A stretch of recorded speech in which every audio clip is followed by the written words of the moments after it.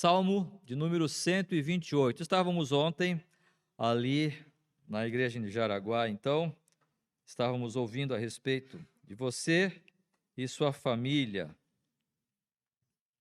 E nós, no domingo passado, nós começamos ali também a falar um pouco do fato de que este mês é o mês da família, como a gente tem entendido, né, o mês de maio, como é comemorado o Dia das Mães, porque agosto também poderia ser o mês da família, né? Porque em agosto tem o Dia dos Pais. Por que não é agosto o mês da família? Tem que ser maio, o mês da família. Mas, enfim, a gente tem falado um pouco sobre a família, sobre a importância da família. Pastor Fernando Bocchio, se não me falha a memória, acho que esse é o nome dele, falou ali ontem sobre este valor, a importância da família, e de fato é. A família é uma instituição criada por Deus e que com certeza Satanás vai atacar a família de alguma forma, ou de todas as formas possíveis, para que ela venha a se desintegrar, que ela perca o seu valor, que ela perca a sua eficácia, para que de alguma forma ela possa perder o seu propósito de ser aqui nesta terra. Desta maneira, nós temos falado sobre isso e queremos reler o Salmo de número 128.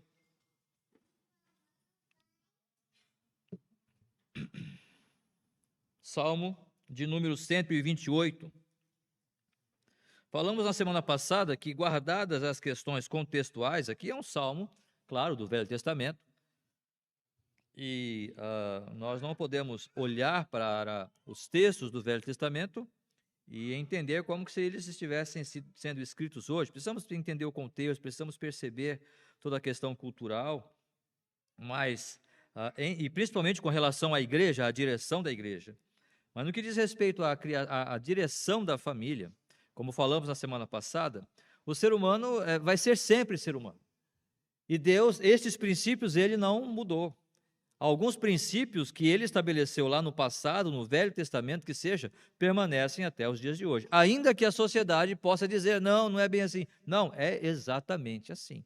E é exatamente assim que tem que ser, pelo menos quando nós cremos na palavra do Senhor, é desta maneira que nós devemos perceber as Sagradas Escrituras para aplicá-la para os nossos dias, tanto o Velho Testamento quanto o Novo Testamento, guardadas, é claro, as devidas observações de questões textuais, de questões dispensacionais. Mas aquilo que é princípio imutável, devemos observar e não permitir que a sociedade vá, de alguma forma, mudando, moldando ou diluindo aquilo que Deus mesmo estabeleceu.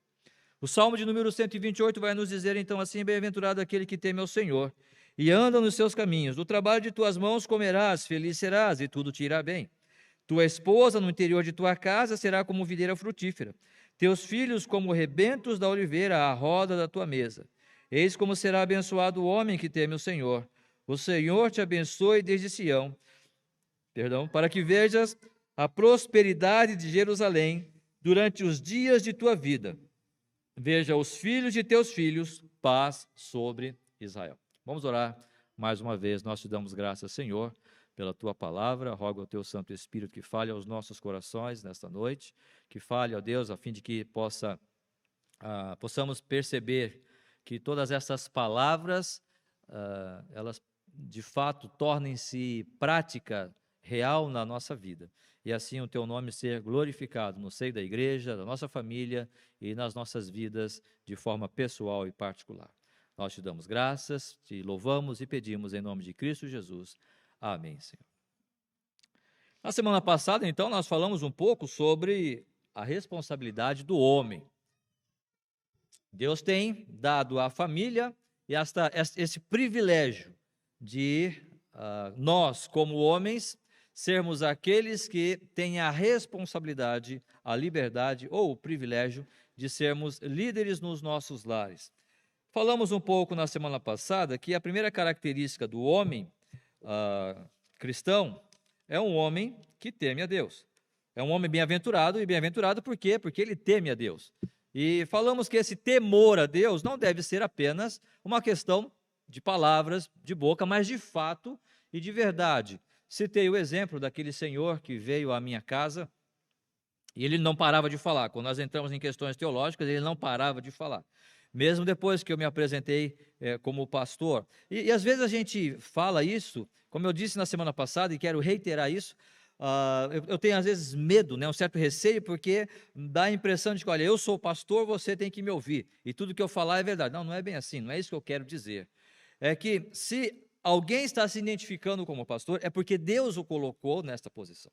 Não foi ele que colocou, levou um currículo para a igreja, não foi ele que alcançou médias no seminário, não. Foi Deus quem o colocou. E se não foi, isso vai ficar provado e não muito tempo vai levar para isso acontecer. Não vai demorar muito para ficar provado que aquela pessoa que se auto-intitulou pastor, ele não é. Ele é simplesmente alguém que está se autopromovendo. Deus mesmo não vai permitir isso, desde que a igreja também tenha esta sensibilidade espiritual para perceber esta situação e este contexto.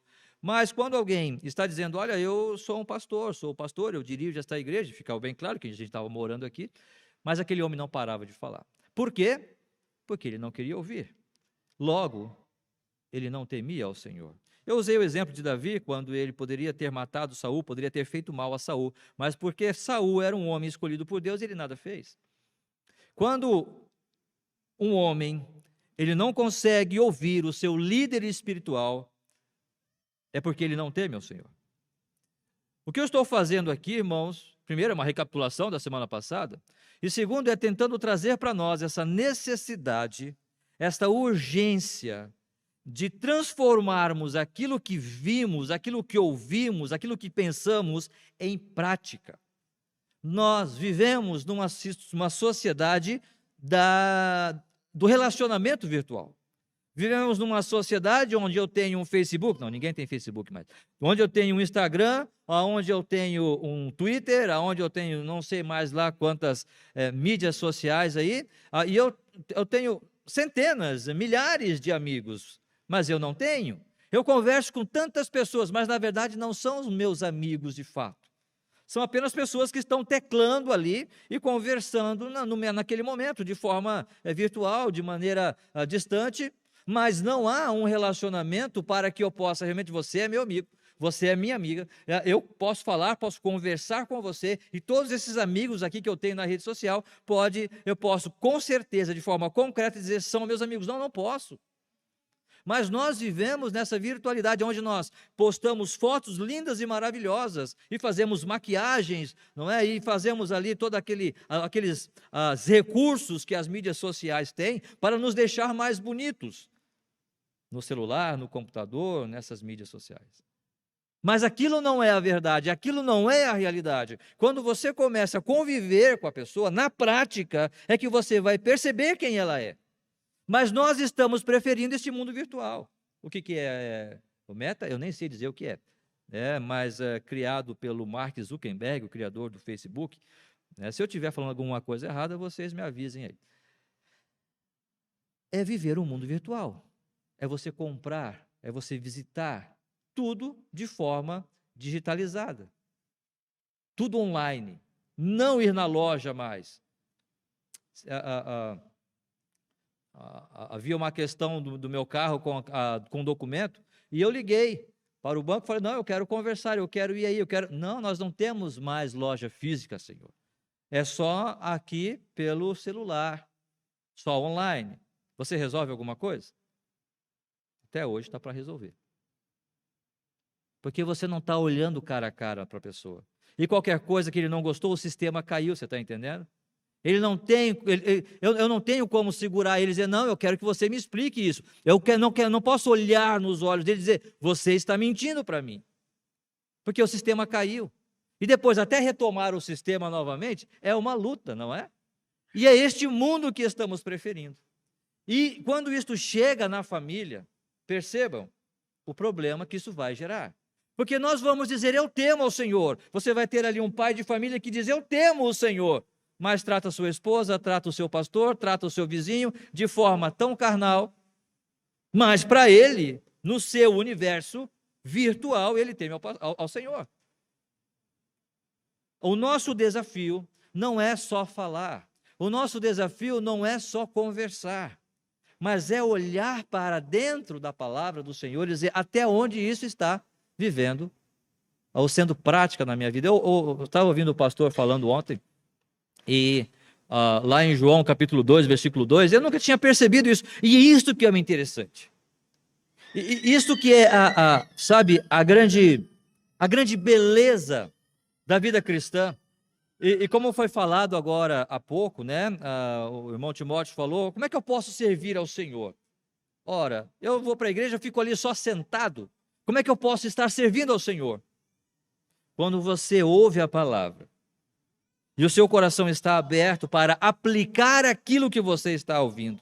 Não aqui, não nessas quatro paredes, mas amanhã, no seu serviço, junto à sua família.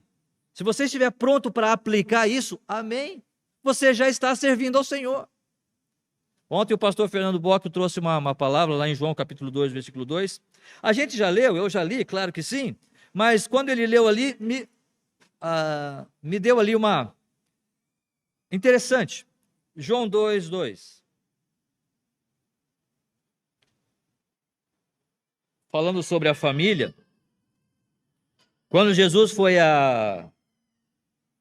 àquele casamento em Caná da Galileia, e chegando ali, quando ele transformou a água em vinho, né? O primeiro milagre dele, tá difícil abrir.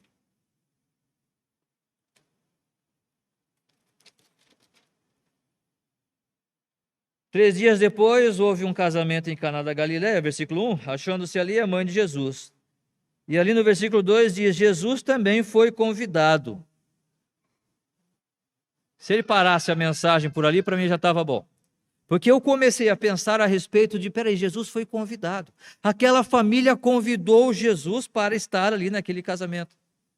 E aí, como pastor, né, já comecei a fazer um esboço aqui para mim, né, como convidar Jesus, né, para a minha família. Mas isso é uma questão mais ministerial. Mas como pai, como homem, como servo do Senhor, aquilo falou comigo no sentido de Jesus é um convidado real na minha família.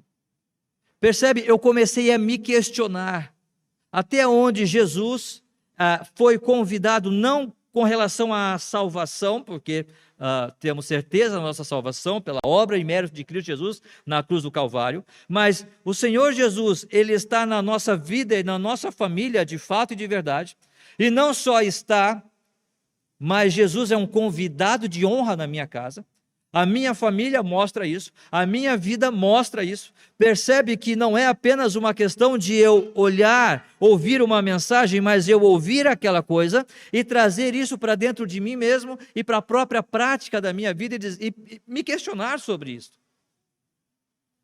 E se esta coisa começa a trabalhar e eu começo a refletir sobre isso, eu já estou servindo ao Senhor na prática. Na prática. Porque esta pergunta, esta minha interrogação, esta indagação que eu faço, esta auto-reflexão, pode ou deve gerar prática na minha segunda-feira, na minha terça-feira, e aí assim por diante, durante toda a minha vida. É com relação aos homens, mas é também com relação às irmãs. Algumas irmãs postaram, né, que foi muito boa a mensagem da semana passada, e aí uma outra irmã disse, vamos ver como é que vai ser agora para nós mulheres, né? Porque foi bom quando falou para os homens, agora vamos ver, né? Espero que a palavra seja edificante para nós todos. Mas percebam, como nós falamos na semana passada, chamando a atenção para esse fato, bem-aventurado aquele que teme ao Senhor e anda nos seus caminhos. Do trabalho das tuas mãos comerás, feliz serás e tudo te irá bem. Como nós dissemos, esta palavra está direcionada ao homem. Porque no versículo 3, ele vai dizer, tua esposa e teus filhos. É claro que esta palavra que o Senhor está dizendo, o Senhor está inspirando, o Espírito Santo está inspirando o autor do Salmo, é para o homem, para que ele transmita isso à sua esposa e a seus filhos. Esta palavra não é para as mulheres. É claro que é, no sentido geral. Mas a responsabilidade aqui é para o homem. Para que o homem, como o líder da sua casa, como o profeta que vai levar a palavra do Senhor à sua casa, aquele que vai viver esta palavra, porque ele teme ao Senhor. Logo, ele vai viver esta palavra e influenciar a sua família, em especial aqui, a sua esposa, de forma que ela possa viver uma submissão. No interior do lar, a mulher. Se você olhar no versículo 3, o que vai dizer ali? Tua esposa no interior da tua casa. Não existe uma casa, uma família, sem uma esposa, sem uma mulher. E para que o homem, como marido, como pai, possa realizar a sua missão, eu não sei como é que está a sua versão, talvez na sua versão possa estar ao redor da tua casa, coisa do tipo, né? Mas a minha revista e atualizada está no interior da tua casa. Mostrando que a responsabilidade para levar esta palavra é do homem, mas é a responsabilidade, eu posso estar falando aqui, irmãos. É a minha responsabilidade trazer a verdade para você. Qual é a sua? Ouvir e aplicar. Se o que eu estou falando vem de Deus, é a sua responsabilidade. Eu não posso aplicar para você. Eu não sou responsável pelo que você vai fazer com isso amanhã. A minha responsabilidade é lhe falar. Da mesma forma, a responsabilidade do homem, do chefe do lar é falar. E a responsabilidade da mulher é o quê? Da esposa é o quê? Ouvir e aplicar. Pastor, será? O senhor não falou dessa coisa do Velho Testamento, porque é salmo, guardadas as questões temporais aí? Será que a gente não está tentando forçar? Vamos para Efésios 5, 22. Precisamos ler? Precisamos. Não necessitava, mas as mulheres sejam submissas ao seu próprio marido, como ao Senhor. É claro que o texto aqui, Paulo está falando com relação a Cristo e a igreja. Mas nós poderíamos citar outros textos, Pedro vai falar também sobre essa questão, que é uma questão mais com relação à família mesmo. Mas o texto bem conhecido é este: as mulheres sejam submissas ao seu próprio marido como ao Senhor. Irmãos, não tenho mais o que nós falarmos a respeito disso. Mas percebam que maravilha é falar sobre a submissão da mulher. Vamos falar sobre a submissão da mulher, vamos falar sobre a missão da mulher e vamos falar sobre a comissão da mulher.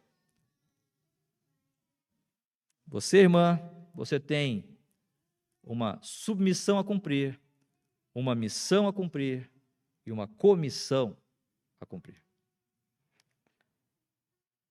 Não precisamos falar mais muito. A grande questão, esses dias eu estava na sala dos professores ali, e uma professora disse, eu não sei se foi de forma jocosa ou falou sério, mas ela disse, eu sou submissa ao meu marido. E tinha um tanto de mulheres, de professoras em volta da mesa, e eu não sou. Como num coro. É claro que eu baixei minha cabeça, não vou falar nada, né? Senão eu vou apanhar ali, não é? Mas, por quê? Por que esta dificuldade? De perceber que o que a palavra do Senhor está dizendo, não é só no Velho Testamento. A sua mulher no interior da tua casa, ela vai ouvir a tua palavra, ela vai ouvir o que você está dizendo, e ela vai cumprir esta submissão. Me parece que a ideia de submissão é uma coisa tão vexatória, tão humilhante, tão, como eu posso dizer, tão ofensiva para a mulher, quando não deveria. Imagine se você fosse, por exemplo, o delegado de uma delegacia. Seria legal, não seria? Seja homem ou mulher. Se você tivesse uma posição, você, delegado de um departamento de polícia civil, Você, o delegado. Legal. Mas talvez você não conseguiu ser o delegado, mas você conseguiu ser o subdelegado. Não está bom também?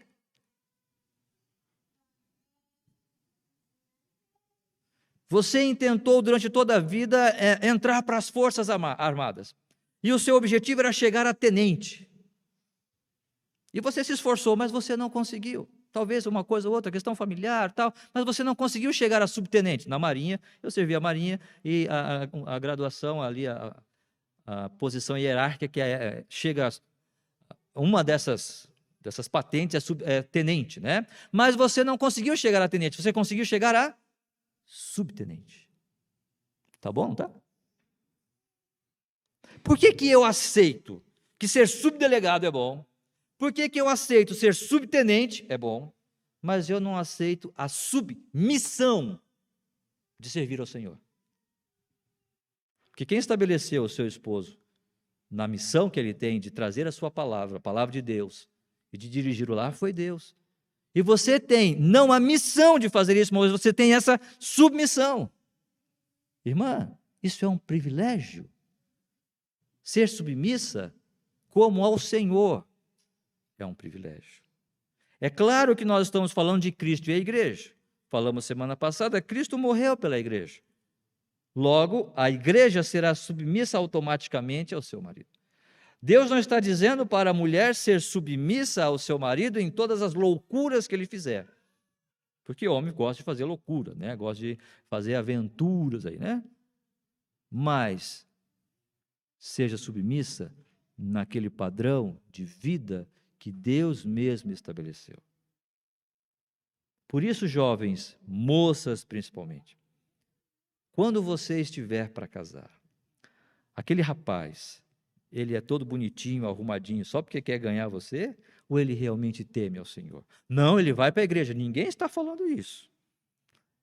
Não estou dizendo de ir para a igreja, não significa que o ir para a igreja mostra que ele teme ao Senhor. Acabei de dar o exemplo semana passada, acabei de falar aqui agora. O muito falar não prova o quanto eu temo ao Senhor de fato. Qual é o homem que você está buscando para ser submissa a ele? Se é que as jovens hoje estão buscando isto.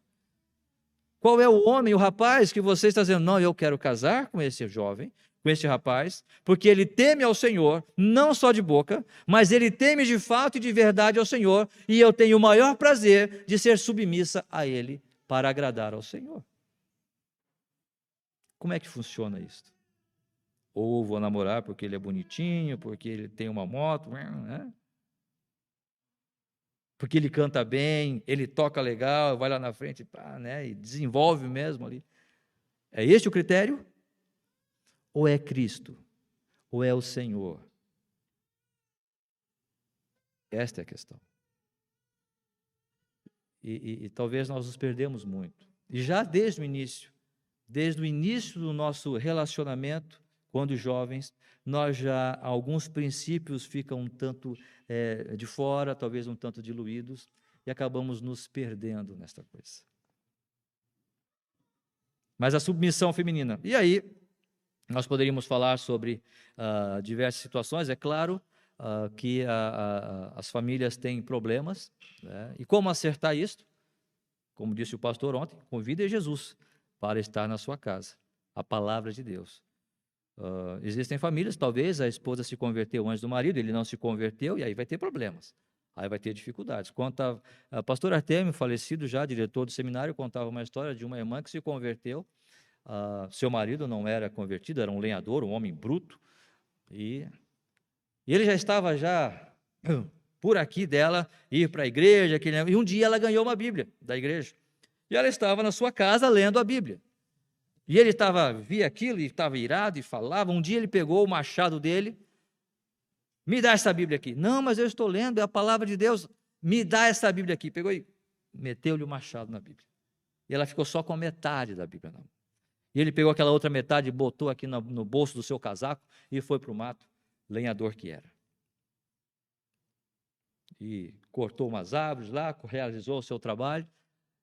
Ao meio-dia, depois do almoço, sentou para descansar um pouco, aí percebeu que tinha ali a metade da Bíblia, tirou e começou a ler.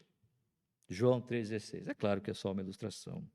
Porque Deus amou o mundo de tal maneira que deu o seu Filho unigênito para que todo aquele que nele crê... Cortou. Ele tinha cortado a Bíblia. E aquilo ficou na sua cabeça.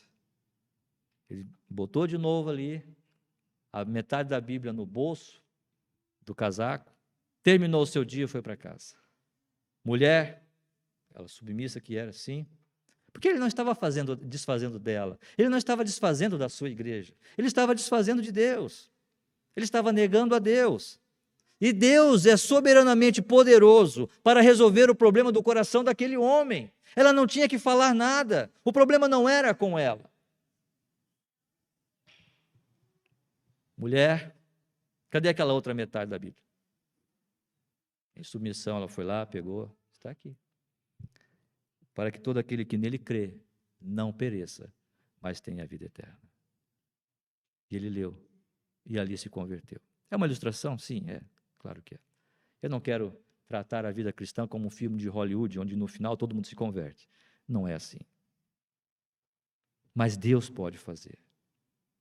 Deus pode realizar maravilhas nas nossas vidas, quando nós estivermos debaixo da sua graça e dos seus princípios e dos valores que Ele estabeleceu para nós. Cada um dentro da sua posição na família.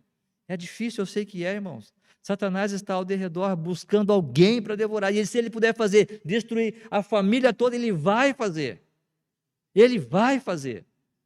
Basta que cada um de nós estejamos realizando a nossa tarefa com o coração esperançoso de que Deus vai completar a sua obra, a obra que Ele começou nas nossas vidas. Fiel que vos chama, o qual também o fará. Não está falando de coisas gerais, não está falando de fantasias, de utopias, de lá no céu. Ele está falando do hoje. Ele vai realizar isso na sua vida. Hudson Taylor, quando foi para a China, ele queria casar para ir para a China. Só que os pais da moça disseram, não, tu vai casar com esse louco aí, vai para a China fazer o que na China? Não, todos cristãos. E o Hudson Taylor disse para a moça, falou assim, olha, e aí? Vamos orar. Deus é suficientemente poderoso para transformar o coração do pai. Agora, se Deus não fizer isso, não é você e nem eu que vamos fazer. Com o tempo, aquele casal foi percebendo as virtudes de Hudson Taylor e permitiram que a sua filha casasse com ele, e eles então partiram para a China, a sua primeira esposa, realizaram um grande ministério naquele país. Só que isto é o que, irmãos? É deixar Deus fazer, é deixar Deus trabalhar. Eu vou cumprir a minha missão, e você cumpre a sua. E cada um cumpre a sua missão. O homem, a sua missão de ser chefe do lar, e a mulher, a sua submissão de ser esposa. Não tem problema nisso. Eu sei que na prática é mais difícil, né? Ah, porque ele falou isso. Não, mas ela também disse aquilo. Não, porque... Aí a coisa vai, aí tem que sentar junto, conversar. Mas se a gente tirar toda essa... Você vai perceber que é muita coisa que a gente cria e que não é necessário. Nós criamos. E que efetivamente não vai gerar nada para a vida eterna. Vamos falar um pouco mais depois sobre isso. Portanto, a mulher ela tem a sua submissão de realizar isto. É um princípio bíblico, né? Quando nós olhamos para o Jardim do Éden, nós vamos perceber isso. Deus falou com Adão. Mas a serpente falou com quem? Com a mulher. Significa que a mulher é menor? Serpente, ontem o pastor também estava falando sobre, elogiando Jaraguá do Sul, e realmente é bonito por aqui, a região é bonita. Quando você vem de cidades lá de São Paulo, de Minas, como nós viemos, né? Quando nós chegamos aqui, poxa, tem flor nos jardins, nos canteiros, na cidade, tem essas pontes, é bonito, tem verde, as casas não é muro alto, são casas que você consegue ver o jardim da casa, isso é bonito, isso é maravilhoso, realmente, e aí o pastor, é um paraíso, sim, mas no paraíso tem serpente, inclusive aqui tem muitas cobras, né? É uma cidade que tem muitos acidentes com cobras, né? E é verdade. No paraíso, que é a nossa família, vai ter a serpente. Não, não é a sua esposa, nem a sua sogra. Satanás, ele vai jogar sujo.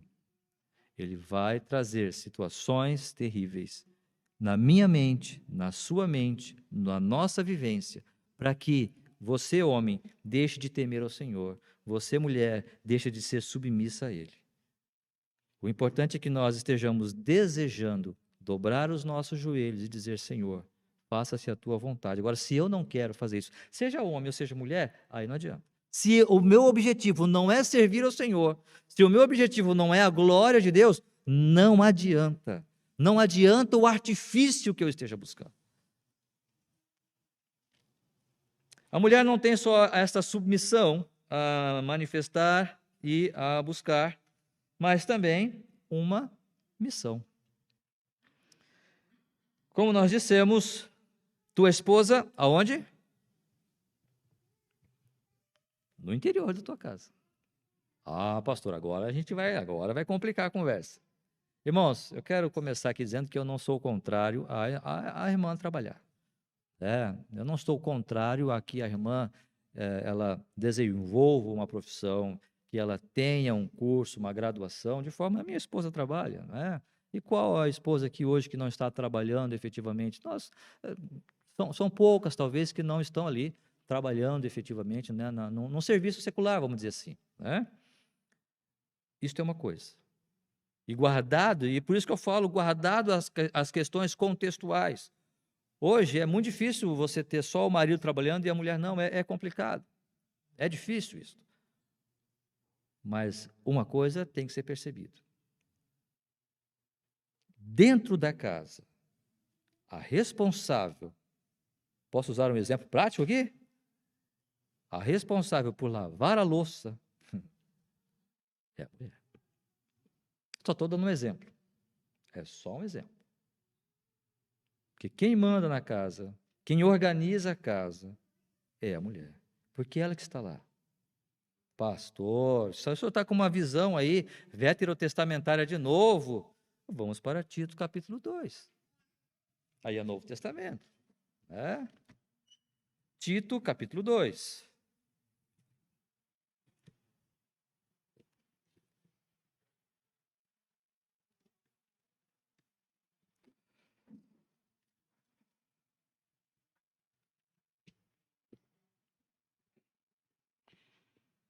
Versículo 3.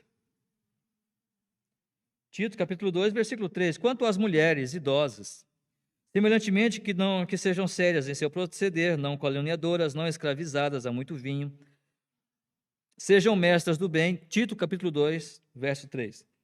Sejam mestras do bem. Versículo 4 agora. A fim de instruírem as jovens recém-casadas a amarem ao marido e a seu filho. Verso 5.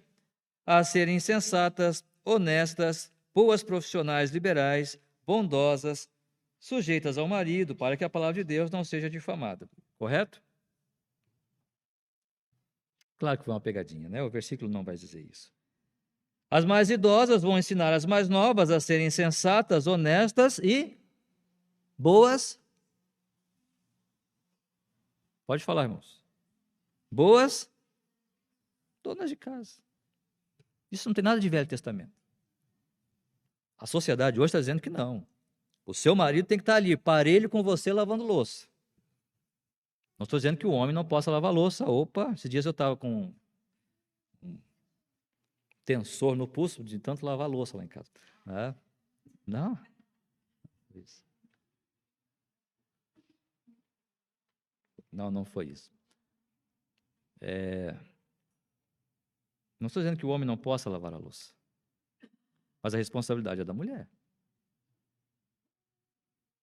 Essa palavra minha aqui, jamais eu falaria num encontro de professores e professoras. Não posso falar isso. Mas me parece que hoje o homem espiritual é aquele, ó, você lava a panela e eu lavo o prato. Você lava o talher e eu lavo as conchas.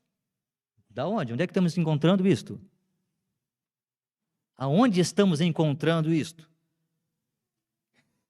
Ah, pastor, mas nós temos que dividir as tarefas de casa. Então, quem vai trocar a resistência do chuveiro? Quem vai arrumar a cerca quando a cerca quebrar? Quando a telha quebrar e começar a goteira, você, irmã, vai subir lá em cima para trocar? Não, né? A responsabilidade da casa é da esposa. Ah, mas pastor, é que o meu marido não sabe. Então você faz o quê? Eu chamo um marido de aluguel. Não tem marido de aluguel? Esse termo é esquisito. Para mim é esquisito. Marido de aluguel.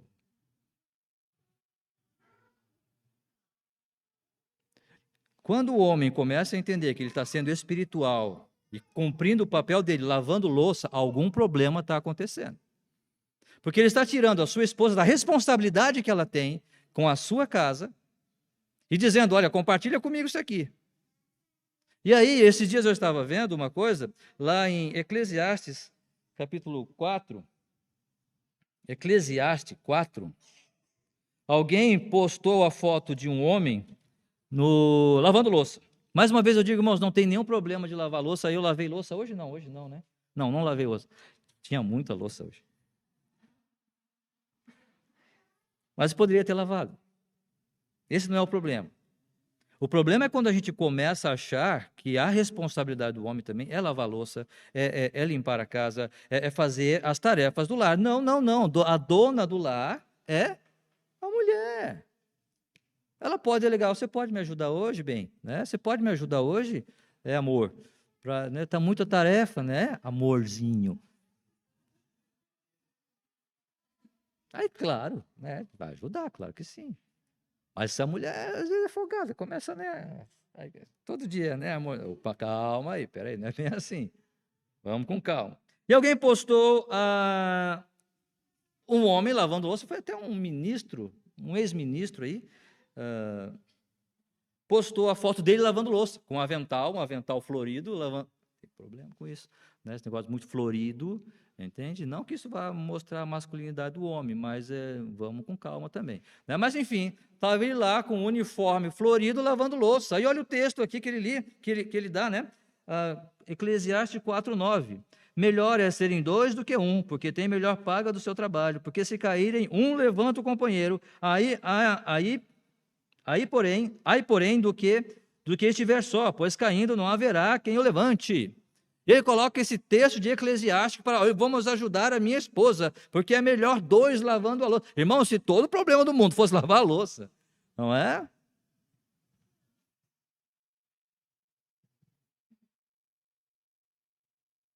Vai ler capítulo 4 de Eclesiastes.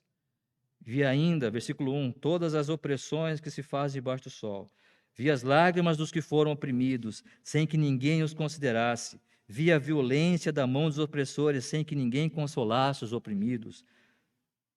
Versículo 7, então considerei outra vaidade debaixo do sol. Isto é um homem sem ninguém, não tem um filho nem irmã, contudo não cessa de trabalhar, e seus olhos não se fartam de riquezas, e não diz, para quem trabalho eu, se nego a minha alma. Irmão, está falando de usura, está falando de alguém que é viciado em trabalho, aqui está falando de coisas muito problemáticas, coisas sérias, está falando de injustiça, no versículo 1, 2 e 3. Está falando aqui de uma situação social muito complicada, não está falando de quem vai lavar a louça. A vida tem os seus dilemas, e se as irmãs não conseguem lavar a louça, serem boas donas de casa, o que vai ser? O que será da nossa sociedade? Porque a palavra do Senhor, guardadas as questões contextuais, está dizendo, as mais idosas devem ensinar as mais novas a serem boas donas de casa. A mulher pode trabalhar fora? Pode, não estou dizendo o contrário disso. Ela pode fazer uma graduação, não tem problema nenhum. Mas a responsabilidade da casa é dela. E quando ela começa a delegar isso, para o marido, e dizendo: olha lá, você, para ser um homem espiritual, muito jeitosinho e bonitinho, você tem que lavar a louça junto comigo. Alguma coisa está acontecendo. Ela é a dona do lar, não a dona do marido. E aí vamos depender de um marido de aluguel para fazer as tarefas de casa? Não. É a palavra do Senhor. Não sou eu, não é a minha visão, não é a minha leitura. É aquilo que o Senhor está dirigindo. Mas estamos nos acostumando com isto. E estamos achando essas novas tendências muito bonitas, muito interessantes, quando na verdade não é.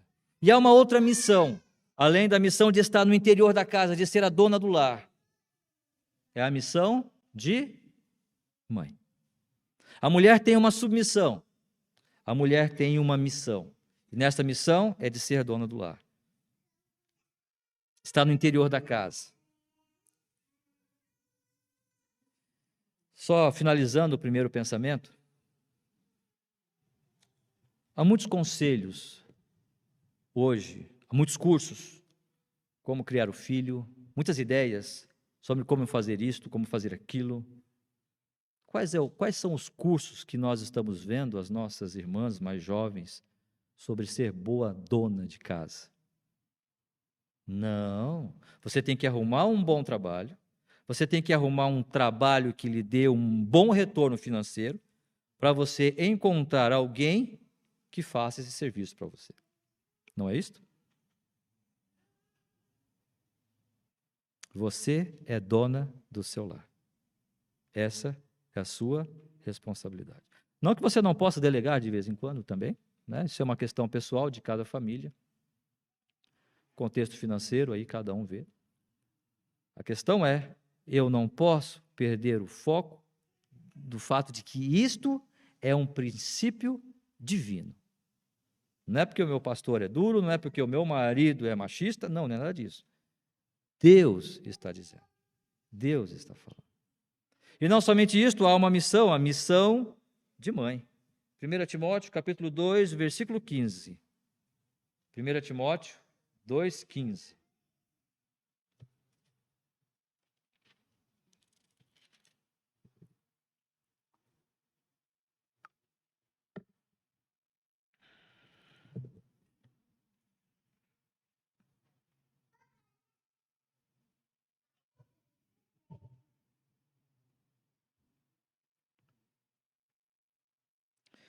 Todavia será preservada através de sua missão de mãe, se ela permanecer em fé e amor e santificação com bom senso.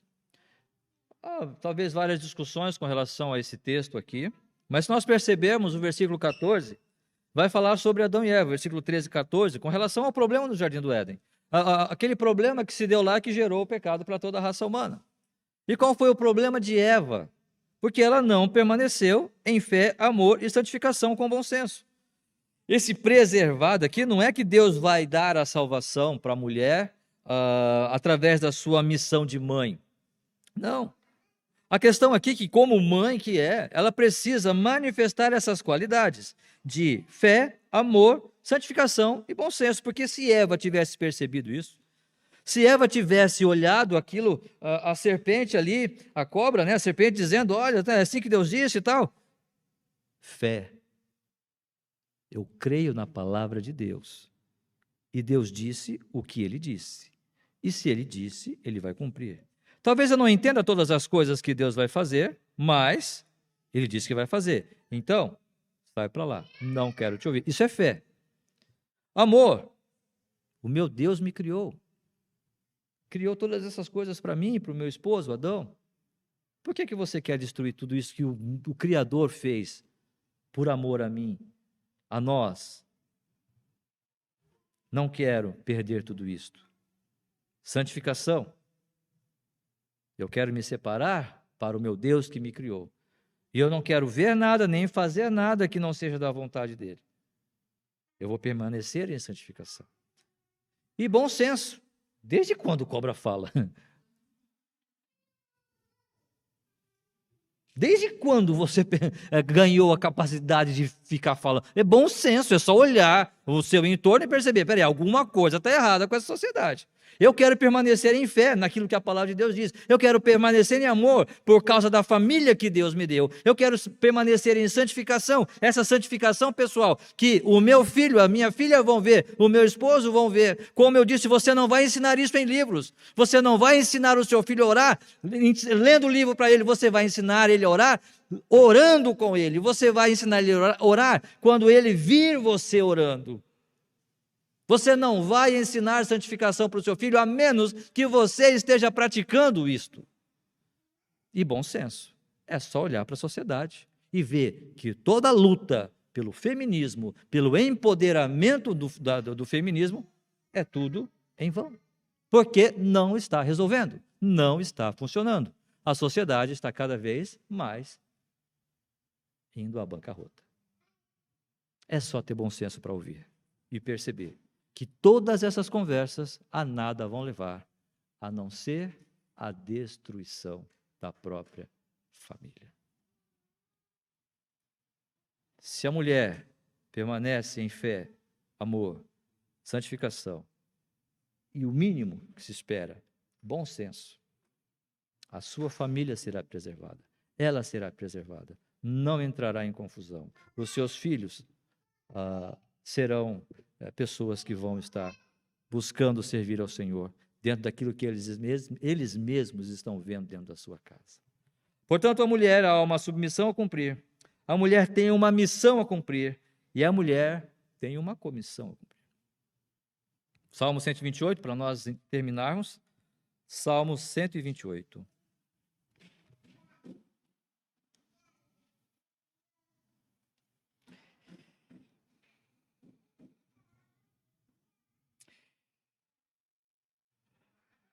Tua esposa no interior da tua casa será como videira frutífera.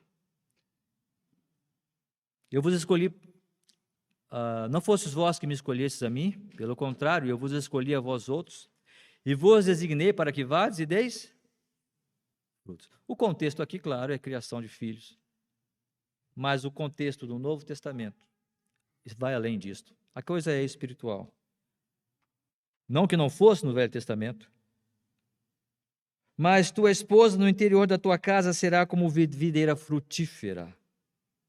Ela realizará os trabalhos que ela tem para realizar nos planos do Senhor, para a honra e glória dele.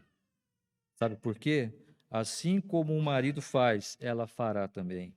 Versículo 5, o Senhor te abençoe desde Sião, para que vejas a prosperidade de Jerusalém. Lembra que nós falamos na semana passada?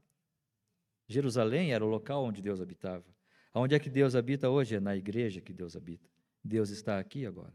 Deus habita em mim, Deus habita em você. Deus está em todos aqueles que já receberam a Cristo como Senhor da sua vida. Todos aqueles que já convidaram Jesus para estar em seu coração, por assim dizer. Ainda que Jesus não precisa de convite, ele é soberano. Mas na visão humana, na perspectiva humana, Jesus quer ser convidado para estar em meu e em seu coração, para habitar. Assim, habite Cristo. Paulo vai dizer isto no livro de Efésios. Ricamente, em cada coração. Habitar ali é Jesus se sentir em casa. Em meu coração, em seu coração. E especificamente no coração das irmãs, mas na igreja também. E o desejo das nossas irmãs é assim como o do seu marido, de perceber que aquela agência que Deus escolheu para a promoção do evangelho aqui nesta terra, que é a igreja, está caminhando, está indo. Eu estou trabalhando, eu estou servindo. Não simplesmente influenciado por emoções ou por momentos.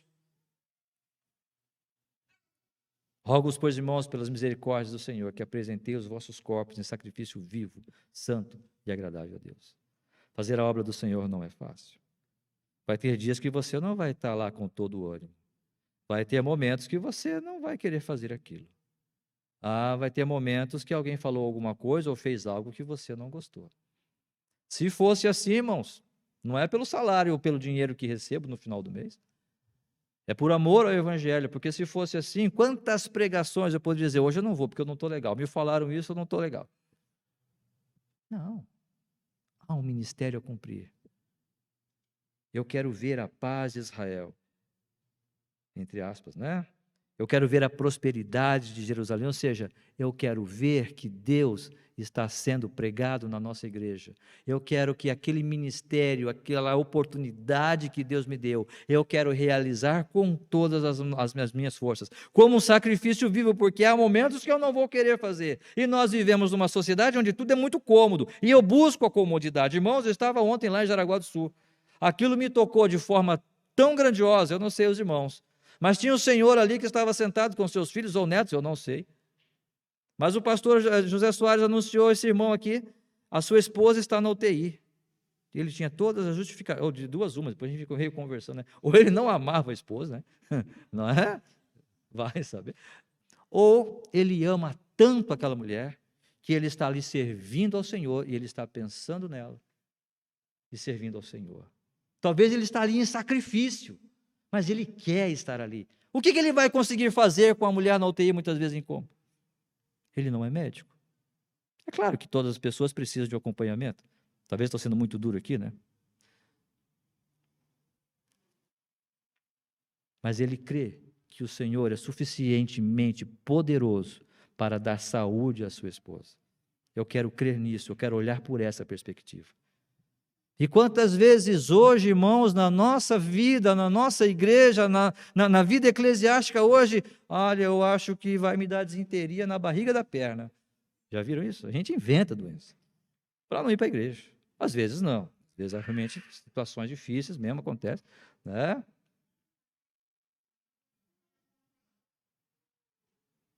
E a gente consegue não chegar. Porque eu quero ver a prosperidade de Jerusalém, e realmente, como irmão, como irmã, eu quero ver a minha igreja prosperar. Isto é feito em sacrifício.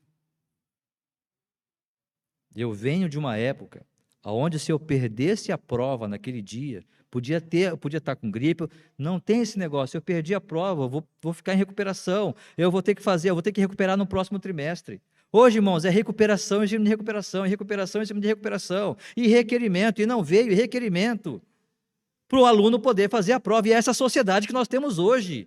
É uma sociedade chata, tudo é fácil, tudo tem que ser confortável, tudo tem que ser lindo, e eu vou chegar na igreja e você tem que me aplaudir. Não!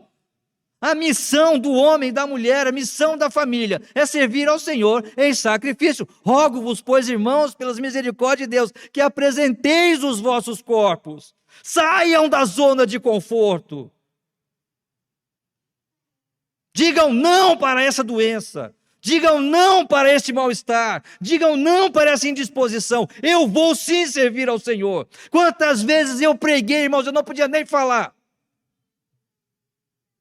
Dor de cabeça, eu vou, é minha responsabilidade, não diante de vocês, diante de Deus, mas por consideração a vocês também. Eu não vou me deixar abater, porque tem coisas maiores envolvidas aí. A igreja é algo que Deus está fazendo. Não é criação do homem. Há um inimigo que quer dizer a todo momento: não vá, você não precisa, eles não precisam de você. E realmente a igreja não precisa de você, e nem de mim, ainda que precisa de todos nós. A igreja não precisa de você, ainda que precisa de todos nós, porque a igreja não é você. Deus escolheu cada coração que aqui está para servi-lo nessa grande comissão de pregar este evangelho, de levar este evangelho àqueles que ainda não conhecem. A igreja é a multiforme sabedoria de Deus. Esta é a nossa comissão. Eu não estou falando de ministério, de cantar, de tocar, eu não estou falando disso, estou falando de foco, de objetivo, de propósito. Eu quero que a minha vida seja usada por Cristo. Amanhã todo mundo vai se inscrever no seminário, né? Não! Eu estou falando de que a partir de amanhã eu não vou permitir que qualquer desavenças, problemas ou situações ou minha condição emocional vá me impedir de servir ao Senhor. É a nossa comissão. Em especial a você, mãe. O seu filho quer ver isto. Os seus filhos, o seu esposo quer ver isso também. O seu esposo quer ver que o trabalho que ele está realizando em temer ao Senhor está dando resultado na sua vida e na vida dos seus filhos. E ele será bem-aventurado juntamente com a sua família. Todos serão bem-aventurados. Que Deus nos abençoe. E sirvamos ao Senhor. Homens, mulheres. Na semana futura, não sei se semana que vem, domingo que vem, temos ceia, né? Mas no próximo domingo, falar um pouco sobre os filhos. Né? Tem tanta coisa para a gente falar. A gente só está pincelando aqui. Mas vamos pensar nisso. E cada um de nós aplicar o seu coração em servir ao Senhor dentro da missão que Deus mesmo tem nos dado. Vamos orar. Nosso Deus, nosso Pai, nós queremos pedir a Tua graça sobre nós, sobre nossas vidas, nossa família, sobre a Tua igreja, ó Pai. A fim, Senhor, de que as nossas famílias, cada um de nós aqui, possamos ser encontrados eficazes na missão que o Senhor tem nos dado. Não por nós mesmos, como foi dito há pouco, não porque nós somos dignos ou tenhamos competência em nós mesmos, mas porque o Senhor nos chamou. Não fomos nós que escolhemos o Senhor, mas o Senhor Jesus Cristo nos chamou.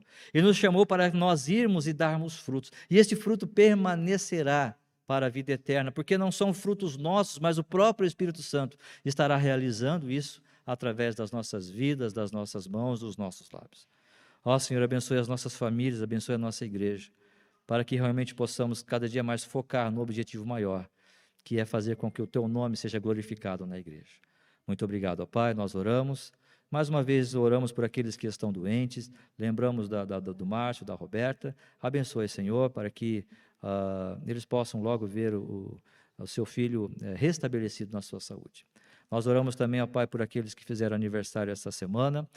Temos o Sebastião, que o Senhor esteja abençoando, Deus dando a Tua graça. Mais uma vez lembramos também da Esther, que fez aniversário na segunda-feira. Oramos, ó Pai, se tem mais alguém que estamos esquecendo, que o Senhor possa estar abençoando, também derramando a Tua graça e o Teu favor. Nós pedimos a Tua graça, a Tua direção para esta semana, tudo que fizermos seja para a Tua honra e glória, de acordo com o Teu querer. Nós oramos e agradecemos e fazemos isso em nome de Cristo Jesus. Amém, Senhor. Uma boa semana, que Deus nos abençoe.